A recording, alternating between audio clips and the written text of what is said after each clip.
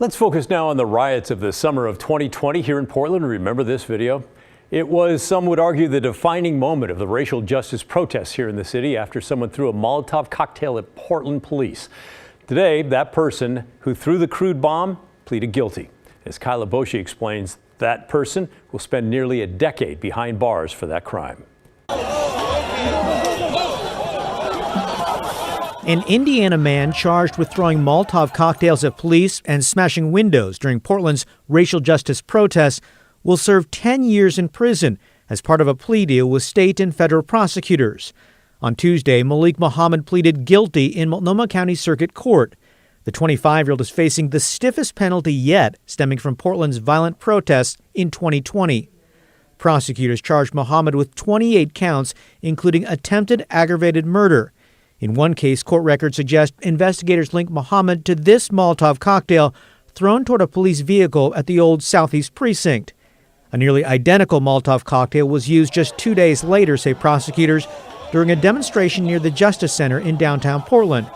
Additionally, police believe Muhammad smashed out windows at the Oregon Historical Society, Portland State, and other businesses. Muhammad's mother told KGW her son traveled to Portland to participate in protests after having led various rallies in Indiana. Muhammad made headlines after helping to defuse a tense standoff between police and demonstrators in Indianapolis by hugging a police lieutenant, then walking arm in arm. I never in a million years thought I would embrace a cop like that.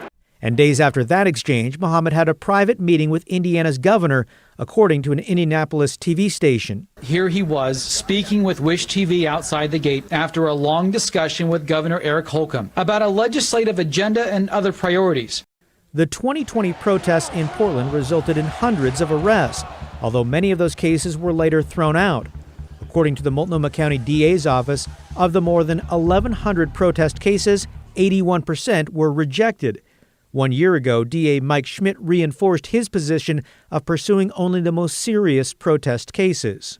That was my instruction to my deputies on day one. Focus on, work with law enforcement, and prosecute the people who are starting fires, who are destroying windows, and committing assaults.